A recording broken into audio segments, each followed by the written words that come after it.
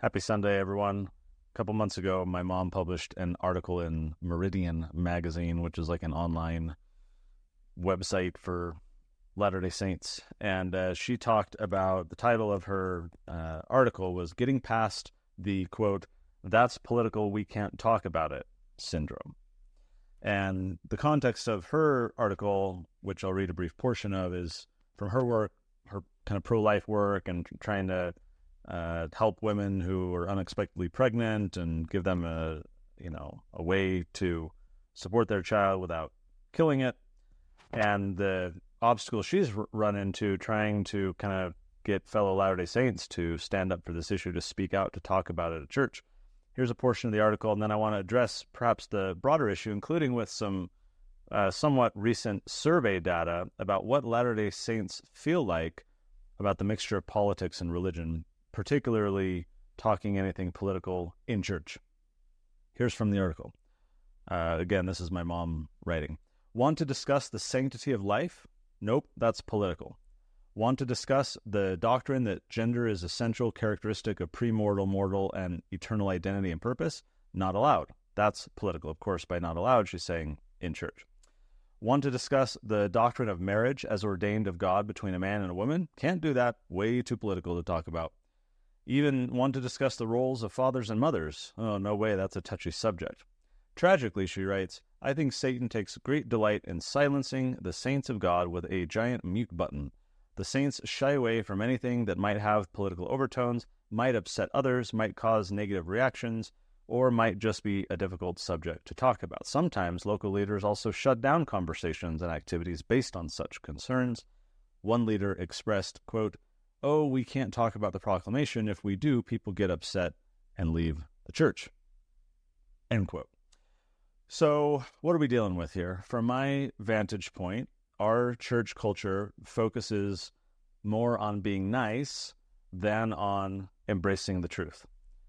And we seek after a Jesus that cares about unity and belonging, that wants everyone or behaves in a way in which everyone can comfortably sit in the pews and feel invited and included, instead of the Jesus who came to bring a sword and division, as I talked about in my musing a few weeks ago, that we kind of portray Jesus as and cultivate in our minds a Savior who is this like warm, loving embrace of all people and wanting to make them feel comfortable and included, rather than here is my doctrine, here is my truth. The guilty taketh the truth to be hard, it cutteth them asunder, all the things, right? Still inviting those people, calling on them to repent, helping them align themselves to God, but not watering down or diluting or deviating from the standard, the truth. I think that is a huge problem in our church culture right now. I think culture more broadly in Christianity, but certainly within our church as well. And so we begin to think that love means not offending other people, when the person who loves us most, God, doesn't walk on eggshells to proclaim truth, right? He doesn't act in a way or teach in a way so as not to offend. Truth will naturally offend those who vehemently disagree with it.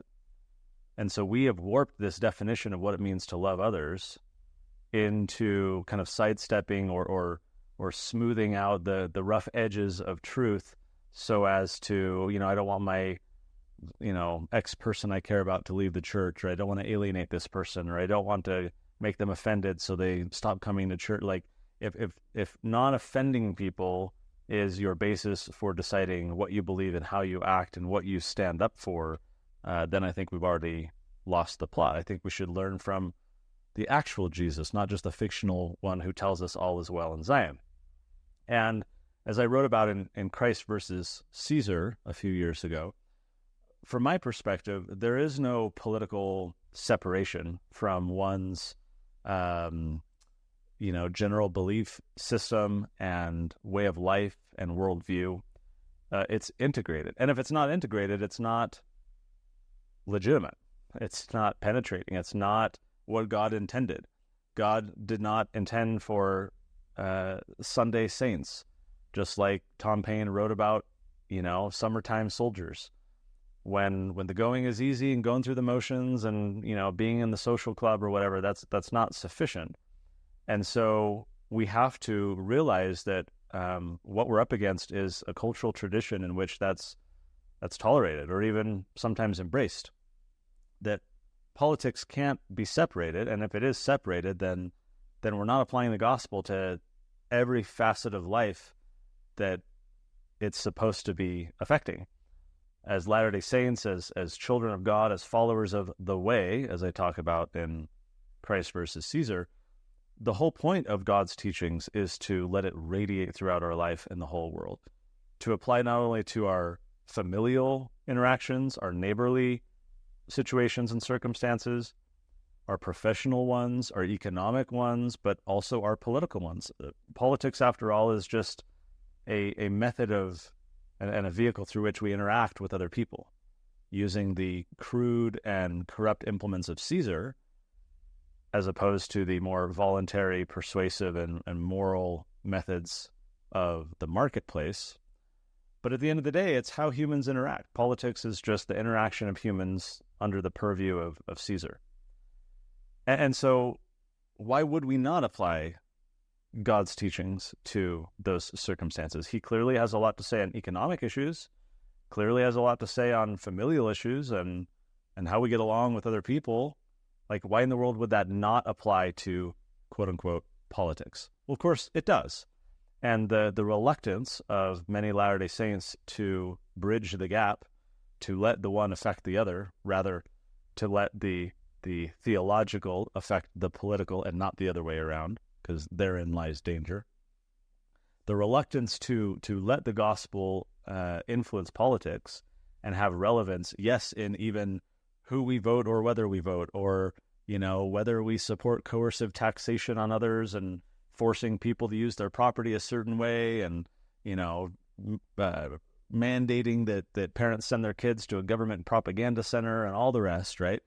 Of course, God's teachings and commandments and laws have something to say about how we interact with one another in those circumstances. So it's delusional for Latter-day Saints to hold the opinion, or Christians more broadly, that politics should stay out of the church, or rather that the church should stay out of politics. Well, of course, I'm not talking about politics in its conventional sense, where I've shared many times of how the actual Church of Jesus Christ of Latter-day Saints has involved itself in actual politics in terms of, voting and legislation and so forth. I'm talking more about ideas. I'm talking about ideology. I'm talking about belief systems and what we support, less about a particular bill or the machinations of the political process, and more about realizing that the gospel truths do and ought to influence and impact our political perspective and ultimately what we do as a result of that perspective.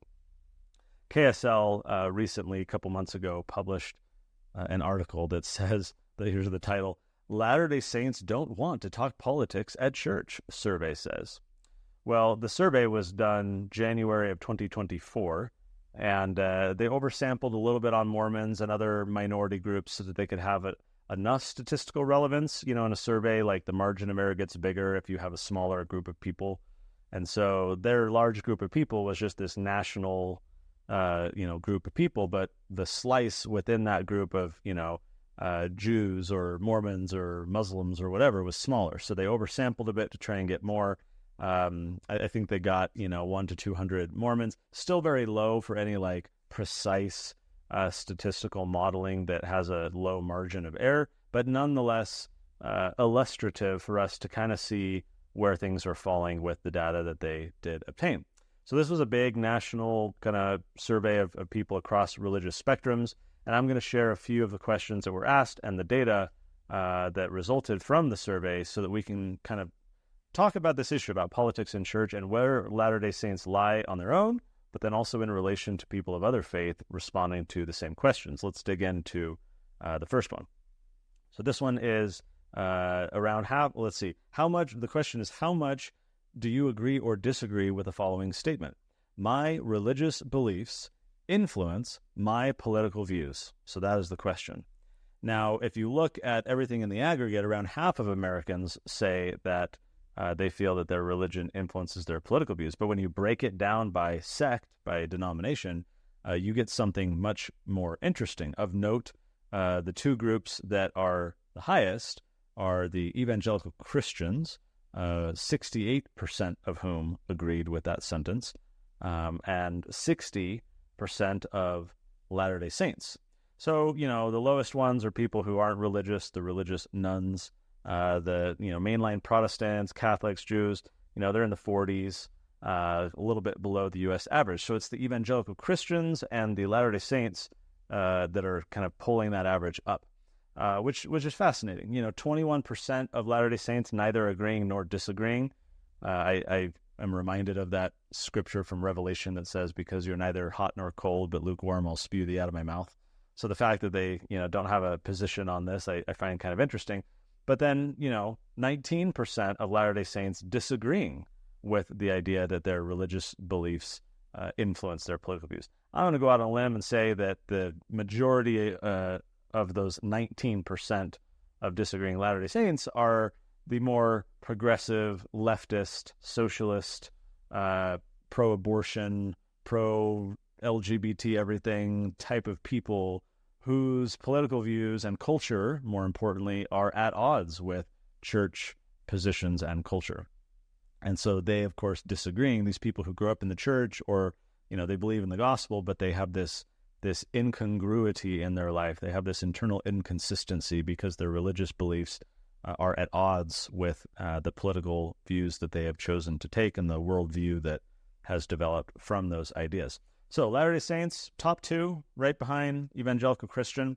But, I would also question the 60% of Latter-day Saints who are saying that their religious beliefs influence their political views. I would also further argue, and this is like the last thing, just speculation on my part, that the majority of those 60% are not actually allowing their religious beliefs to influence their political views. I think back to the post-9/11 warmongering of the Republican Party. You got Ron Paul on stage, presidential debate in South Carolina, very religiously conservative Christian community there. And he is up on stage literally saying that we ought to follow the golden rule. He's echoing Jesus on stage, and what happens? The audience boos, and he gets attacked, including by Mitt Romney, who is a member of the church. And so I think of examples like that, where here are people who claim on the one hand to be deeply religious, evangelical Christians and Mormons and the like, and then they're extremely active politically, but they hold, like the example I gave a moment ago with the more progressive type people and their more social issues that are kind of at odds with their the religious beliefs that the church espouses, but similarly too with so-called conservatives and others who have adopted over the years various views that I believe are at odds. So sure, 60% will say in a survey, my beliefs influence my political views, but I question whether that's actually true. Or if it's just like, oh, well, the church supports the family and I support the family. The church, discourages abortion and so do I. And they kind of latch on to a few of these issues, but not digging deeper into even like the economic side of things. I mean, channel Hugh Nibley or others talking about consecration and talking about the condemnation of mammon. And I would say the vast majority of these 60% aren't really necessarily, including, I'm not putting myself on Rami Upton. I'm saying there are things that we all struggle with in adopting the religious views if we're really taking Jesus at his word and applying them to every facet of our life, not just political. I've shared before that when I wrote Christ versus Caesar, my goal, in researching and kind of trying to understand before I wrote, was what is Jesus actually saying?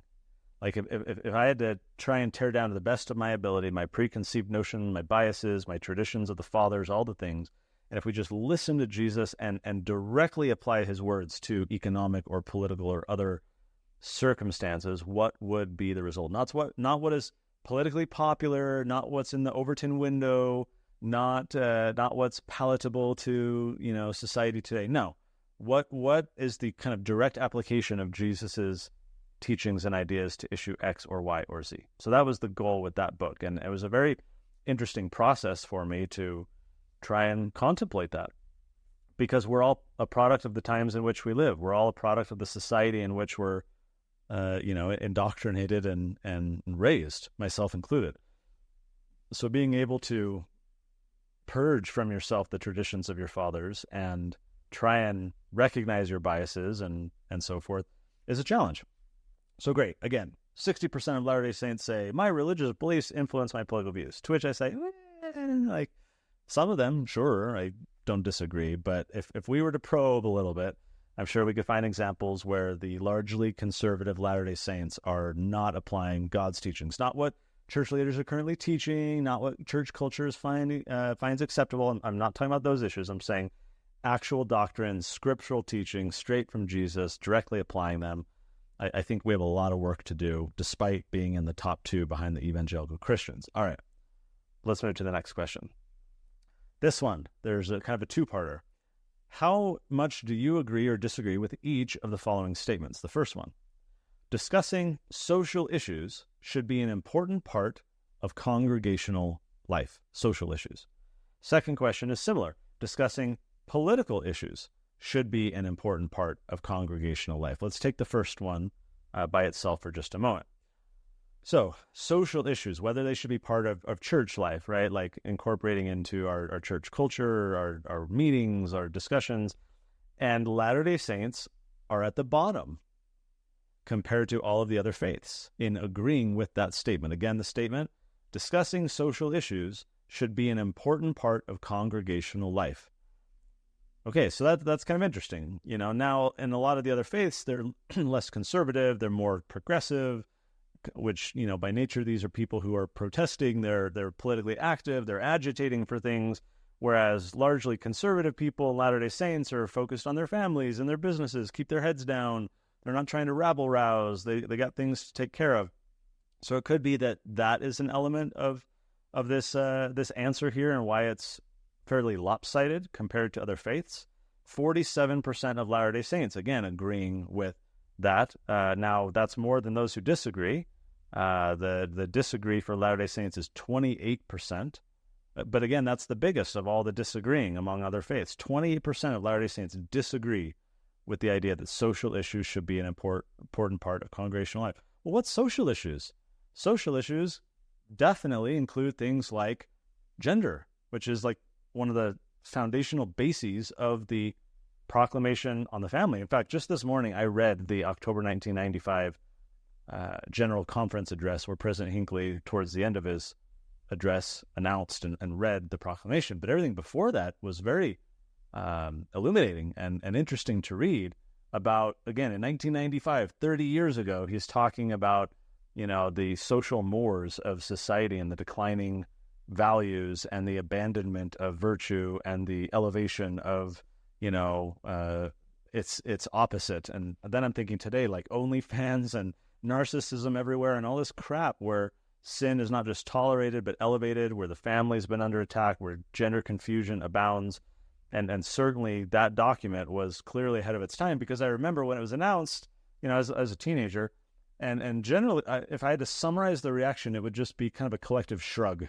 Like, yeah, okay, like, sure, we all believe that. I mean, again, this is a time in which even the Democrats were supporting opposite gender marriage, right? And few could have foreseen the massive slide that we've taken in this direction. So again, 28% of Latter-day Saints disagreeing that social issues should be an important part of congregational life, when social issues are marriage and family and gender and abortion and all of these things that ought to be discussed, have a connection to the gospel. God has commented on these types of things.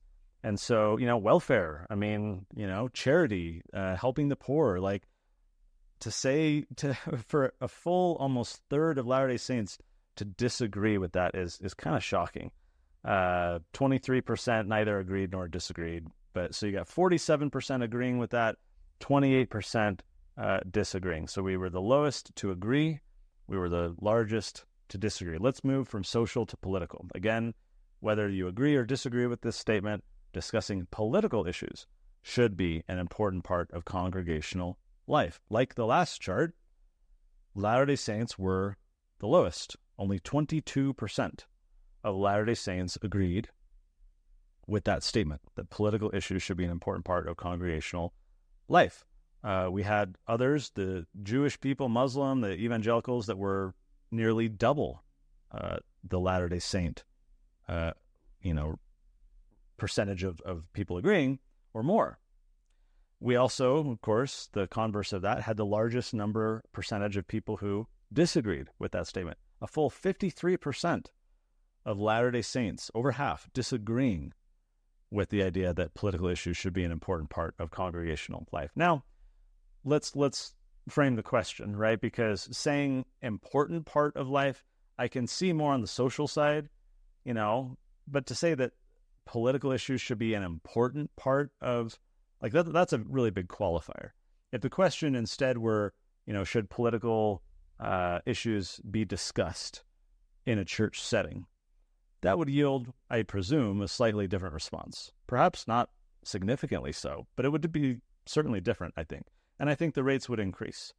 I think saying that it should be an important part of church life or congregational life is kind of a bridge too far for many. Frankly, even myself, I think the important part is testifying of Christ, focusing on the gospel and his kind of core truths. But those truths have impact on all the facets of our life, including political. So is it important to include the political things? Yeah, I can see people arguing both sides of that. I feel like that question probably tainted the results a little bit. But nonetheless, it's kind of interesting to see in relation to other faiths, only 22% of Latter-day Saints agreeing. All right, let's move to the next question. This one is, the religious leaders at my church or ward should ... and there's 3 different statements that we're going to go through. So the first one, religious leaders in my church or ward should discuss social issues during religious services. So here's where we're getting to what I said on the last question. If you frame the question differently, if you're asking about doing it in church, do you get a different result? We're about to see that. Let's again first start with the social side. So here are the results. These are the percentages of people who agree that their church leaders should discuss social issues during religious services. Latter-day Saints, again, coming in at the bottom. 29% of people agree. Now, what's interesting about that is in the previous question, when asking whether you agree that social issues should be an important part of church services, 47% of Latter-day Saints agreed to that, but here, only 29%. Whereas the other faiths were not that far off from the previous question. So if you're to rewind a little bit, go back and forth and compare each of the faiths, like there's, deviations of 5 to 10% between the questions, but our deviation was 18%. 47% for the last question about this more generic question, an important part of congregational life, right? That's perhaps broader. 47% of Latter-day Saints agreeing with that, but only 29% agreeing with this idea that social issues should be discussed during religious services. Now, again, Latter-day Saints are very right to emphasize we talk of Christ, we preach of Christ, we focus on Christ. Sacrament meetings should be about Christ. But religious services include your gospel doctrine class. This isn't saying sacrament meeting. So I don't think we can be like, oh, well, it's because sacrament meetings should be reserved for... No, frankly, I think sacrament meeting is a great time to talk about the issues to which the gospel is connected, and we shouldn't totally shy away from social or political type of issues. But even if you take that position, we've got Sunday school and elders quorum and Relief Society, during which we can talk and should, I think, talk about social issues. 29% of Latter-day Saints agreeing. Let's move on to the next one. The religious leaders in my church or ward should discuss political issues. So going from social to political again, during religious services. Here's the results, and we are at 11%. Again, the other faiths, they're, not too far distant from the results in the previous question. Again, I'm looking back and forth here, 5, 10, 11%. We're off by 11.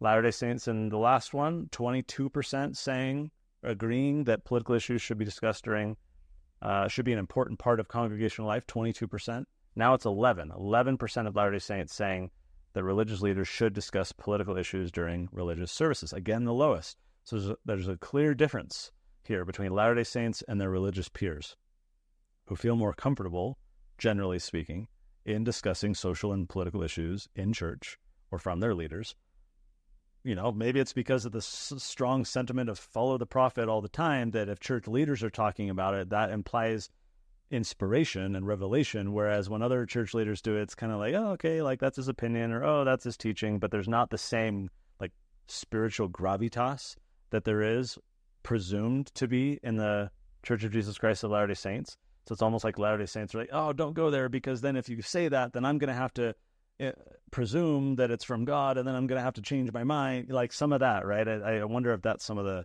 the reason why there's such a clear distinction between us and other faiths. And then for the third part of this, religious leaders at my church or ward should endorse candidates during elections. Again, we're at the lowest. This was a unique question compared to the last one.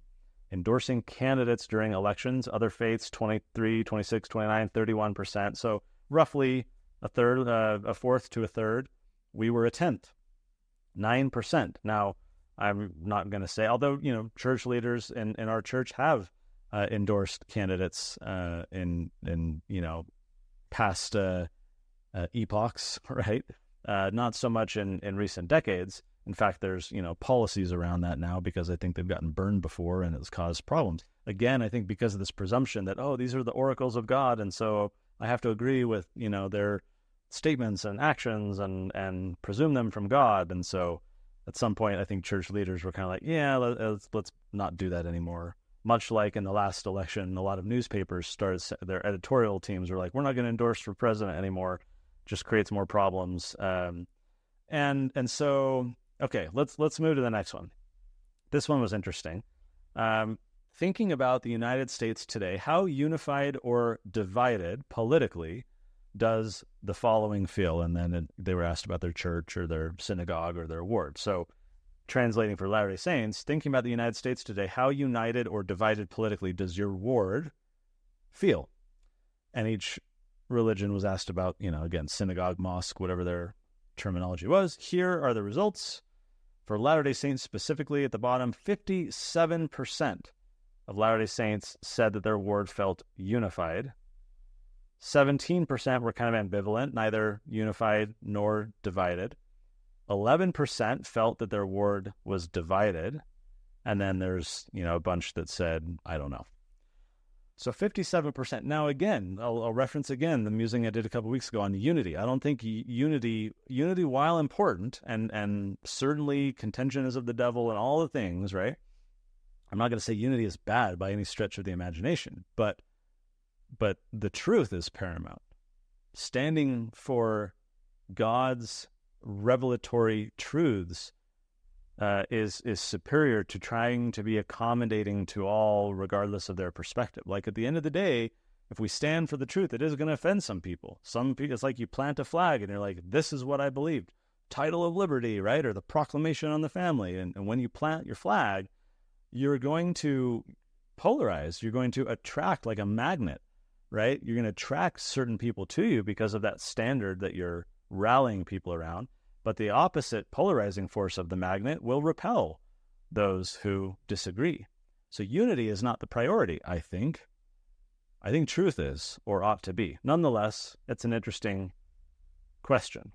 57% of Latter-day Saints saying we feel unified, 17% being kind of ambivalent, 11% saying that their ward feels divided. Kind of interesting to look at other faiths. Mainline Protestant has the least, quote-unquote, unity.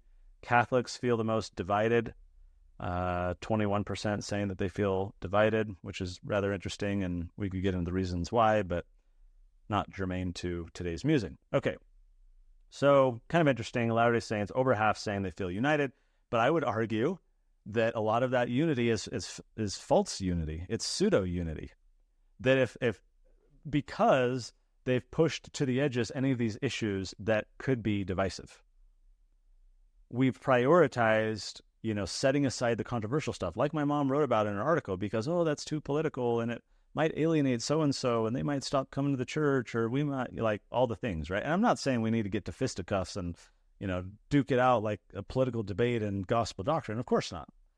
There are right ways to handle these issues respectfully, humbly, calmly, diplomatically, but still firmly, still talking about here's what God has said. Here's what the revelations are. So if you cast aside these political type discussions or social issues, then you're going to feel, oh, we're so unified, right? Because we don't have any contention and we're not disagreeing. And, like, great, fine. You're uniting around, the absence of your conflict. I don't feel that that's like true unity. When you're like my mom said in her article, like you're pressing the mute button on these like foundational, fundamental, societally critical issues that need to be confronted. But if the saints are silenced because we want to be unified and contention is of the devil, then your unity is fake.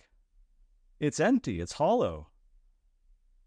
And then what's the point? That's not praiseworthy unity. That you haven't rallied anyone around this like standard of truth, right? You've pushed the standard of truth to the side because you want to be liked. You want to be inviting to everyone. You want to feel unity. Well, I think it's somewhat false.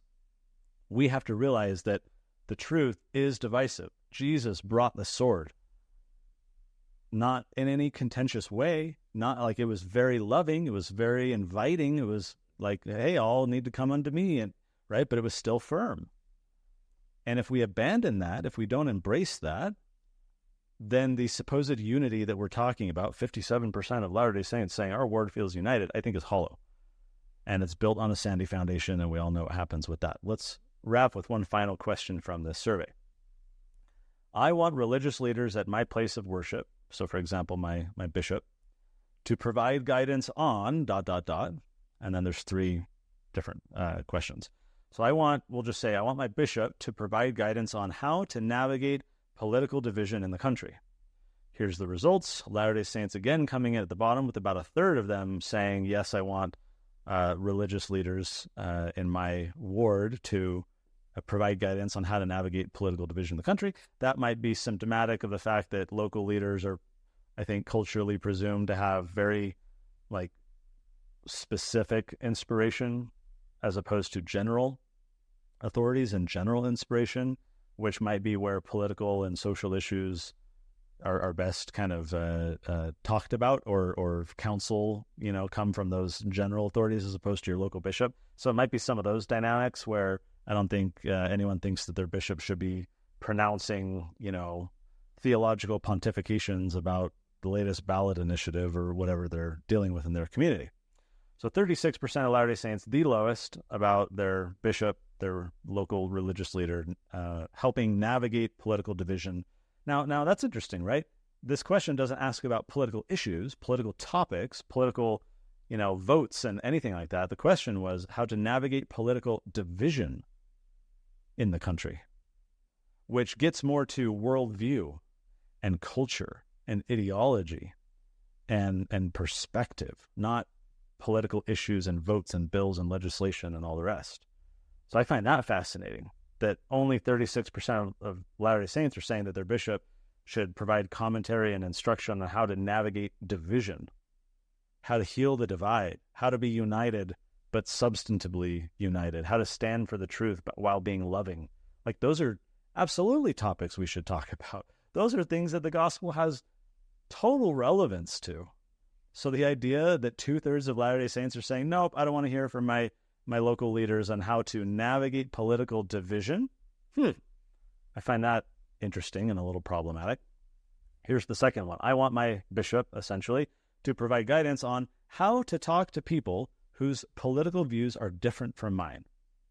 So this is just dealing with human relationships, communication, contention, ministering to others, we might say in our language. Here's the results. Again, Latter-day Saints at the bottom. 39% of Latter-day Saints saying that they want their local leaders to provide guidance on how to talk to people of other of opposing political views. That's rather interesting. Finally, I want my local leaders, my bishop, to provide guidance on how to navigate demographic or cultural changes in my local community. Again, Latter-day Saints at the bottom, 40% saying that they want such guidance from their leaders. Interesting, right? That we are for varying reasons and on different issues at odds on almost every topic, and question asked with people of other faith. Kind of interesting. But I bring all this up not only because of its, relevance to this idea that we're talking about politics in the church, but I think it's instructive for us to get kind of a pulse on how Latter-day Saints feel. We like to present ourselves as this cohesive lot, right? Latter-day Saints, we're members of the church, without realizing that within there's just a vast spectrum of different, cultural beliefs and practices, of traditions of fathers, of fidelity to the gospel, of idolatry and all the rest, right? We're not a homogenous group. This is not a unified body of saints as we perhaps ought to be. There's clearly a lot of, conflict, division, much of which we've pushed to the side in hopes of being nice and using primary voices, and all of that, without tackling the substantive truth. So let me know what you feel like in the comments. What is it like, in your ward? Do you feel like, this could clearly go wrong if some random bishop with his own opinions just starts pontificating and it's presumed that he's kind of pushing an agenda, or obviously these are all humans and this can go very wrong. But the idea that we ought not to talk about these issues at all, that we should keep them out of the church, and therefore, because of our church culture, keep them away from the gospel, because people are like, well, if I'm not hearing my church leaders talk about it, I guess that's not important, right? Or if it's not talked about at church, then that shouldn't be the focus of our home study. We should only be focused on what we're being taught. That's the unfortunate part of our church culture. All the more reason, perhaps, that accounting for that, church leaders ought to step into the breach, ought to lean into this and talk about these issues, to almost effectively give permission to all the slothful saints who are unwilling to, unless they see, that, Salt Lake has blessed this type of whatever, so I suppose it's okay. And we need to get rid of this cultural baggage about prioritizing, false unity and niceness.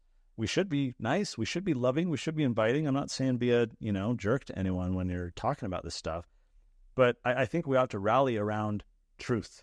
We need to stand for doctrine. We need to not chicken out because the ways of the world are all, veering leftward, and the people in the great spacious building are, pointing the finger of scorn at us. I think we need to stand our ground. We need to stand up in a sit-down world. We need to prioritize truth over wanting to be liked and wanting to be nice and wanting to, be inviting to all. We can be inviting to all while still clearly standing for what we believe, or at least claim to believe. So let me know, what's it like in your ward? What have you seen in past wards or with past leaders around this?